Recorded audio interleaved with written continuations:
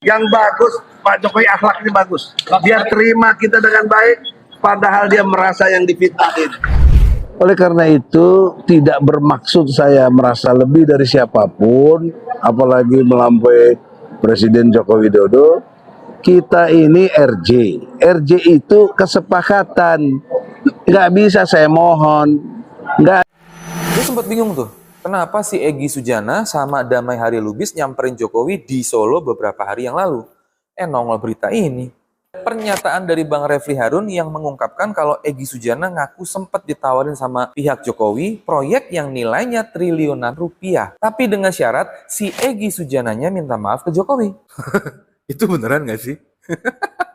Tapi ya setahu gue cara mainnya si Jokowi untuk menaklukkan lawan politiknya ya memang seperti itu. Kalau bukan dengan proyek ya dengan intimidasi lewat kasus. Jadi kalau ditanya apakah tawaran itu benar atau tidak, ya menurut keyakinan gue bisa jadi tawaran itu benar. Walaupun mereka berdua udah ngebantah tuh soal permintaan maaf itu, cuman siapa sih yang mau percaya sama omongan orang yang udah nyamperin Jokowi? Bentar. Masih ada lagi. Kabarnya si Egy sama Damai itu udah dapat SP3. Itu artinya kasus perkaranya udah di-stop. Nah, masa iya nggak minta maaf terus di-stop? Dikira kita semua bego kali ya? Apa lo? Aktivis dan pengacara senior Egy Sujana diam-diam menemui mantan Presiden Joko Widodo. Egy Sujana ini ketua tim pembela ulama dan aktivis. Ini tidak datang sendiri. Dia disertai anggota tim pembela ulama dan aktivis Damai Hari Lubis, kemudian pengacaranya yakni Elida Neti, Ketua Umum Relawan Jokowi Rejo Darmizal, dan Sekretaris Jenderal Rejo Rahmat. Pertemuan yang cukup mengejutkan itu berlangsung Kamis sore 8 Januari 2026 di rumah pribadi Jokowi di Gang Kutai Utara, Sumber Kota Solo. Penting kita catat, Egy Sujana bersama Damai Hari Lubis ini termasuk dua orang tersangka ya. Ini sangkaannya adalah fitnah, pencemaran nama baik, dan pelanggaran Undang-Undang ITE. Itu karena dilaporkan oleh mantan Presiden Joko Widodo. Keduanya ini oleh Polda Metro Jaya dimasukkan dalam klaster bersama untuk soal tersangkanya ini ya, bersama Wakil Ketua TPU Rizal Fadila, kemudian pengacara Kurnia Triroyani dan Rustam Effendi. Sementara klaster yang kedua itu adalah trio RRT atau Roy Suryo, Rismond, dan T. Fauzia Tiasuma. Belum ada penjelasan yang spesifik apa agenda pertemuan tersebut dan apa yang dibicarakan. Tidak seperti biasanya, ini warga dan wartawan tidak boleh mendekat ke rumah Jokowi dan hanya dibolehkan memantau dari mulut gang. Jadi diperketat ini penjagaannya. Kehadiran Egy Sujana dan kawan-kawan juga tidak terpantau oleh media. Mereka dikabarkan datang ke rumah Jokowi itu dari arah barat, kan biasanya orang datangnya dari arah timur ya, dari mulut gang itu masuknya dari situ. Dari pantauan media, Jokowi sendiri itu baru tiba di rumahnya Kamis kemarin itu sekitar pukul 15.45 waktu Indonesia bagian barat, dan kemudian barulah sekitar pukul 18.30. Ini berarti kalau di Solo sudah habis maghrib ya. Ada sosok yang keluar dari rumah Jokowi dan sesaat kemudian Jokowi juga terpantau meninggalkan rumahnya.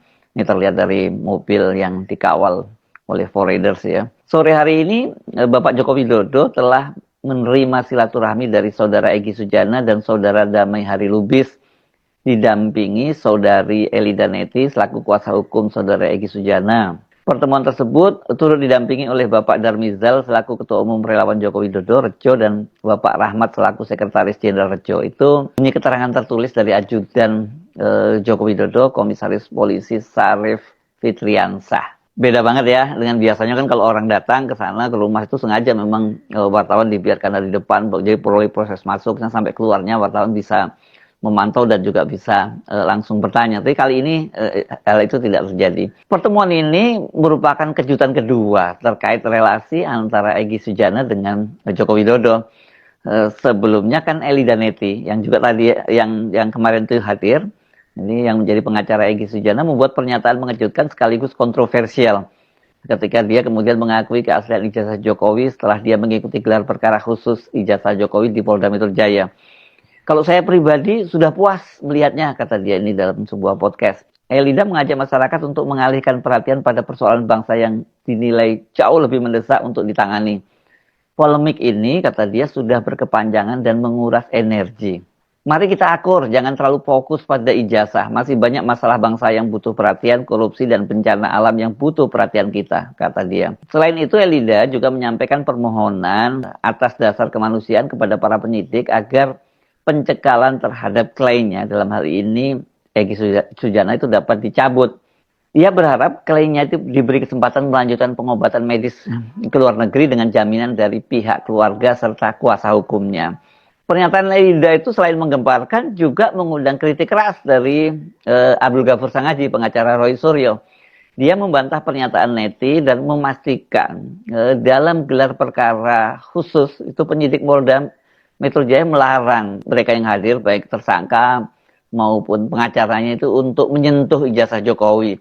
Mereka itu hanya bisa melihat itu pun dengan jarak tertentu ya. Tapi kalau sampai kemudian mengaku bahwa Elida Neti ngaku bisa memegang dan kemudian juga merasakan imbosnya di ijazah, ya ini dipertanyakan. Dalam gelar perkara khusus yang dilaksanakan pada Senin 22 Desember 2025 itu kan berlangsung dalam 2 klaster.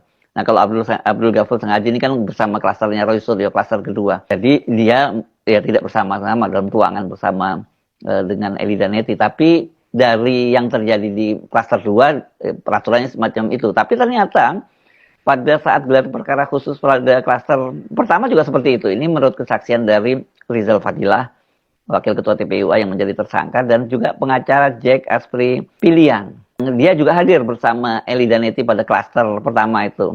Benar, mereka itu hanya diperlihatkan ijazah Jokowi, nggak bisa merabah,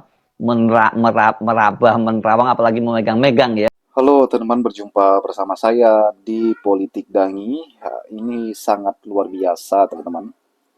Ya, viral di media sosial, di televisi, bagaimana Egy Sujana dan Damai Lubis ini bertemu dengan Pak Jokowi ya. Bahkan Egy yang berada di garis pengkritik Jokowi, tiba-tiba beritanya viral ya, bertemu dengan Pak Jokowi dan Damai Lubis teman-teman. Mereka dikabarkan meminta maaf. Dan yang menarik adalah ketika pertemuan tersebut Egy ya keluar bilang bahwa Pak Jokowi akhlaknya bagus walaupun dia difitnah dan sebagainya teman-teman ya. Jadi Egy ini tiba-tiba puji-pujinya Pak Jokowi ya.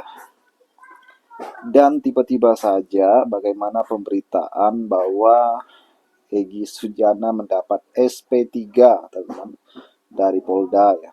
SP3 itu surat pemberhentian penyelidikan ya. Ini sangat-sangat luar biasa sekali ya. Apakah karena Pak Egy Sujana ini bertemu dengan Pak Jokowi tiba-tiba SP3 ya kan, dimaafkan dan sebagainya teman-teman. Namun apapun itu memang itulah dunia politik ya. Semua bisa berubah. Ada istilah lawan bisa jadi kawan, kawan bisa jadi lawan, tergantung dengan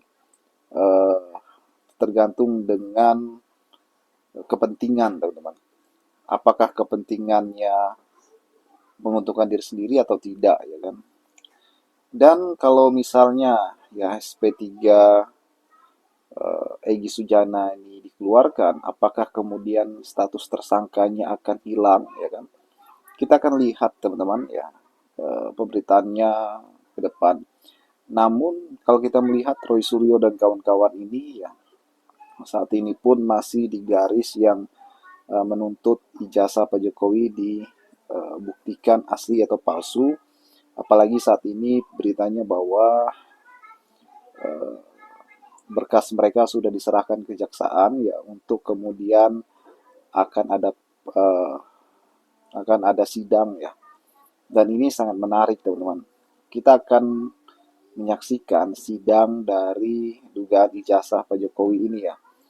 Apalagi Roy Suryo dan kawan-kawan ya, yang menurut mereka mempunyai bukti-bukti yang kuat melalui analisis-analisis mereka. Ya, disinilah tempatnya untuk dibuktikan, yaitu di persidangan. Bagaimana menurut kalian? Kita diskusi di kolom komentar ya.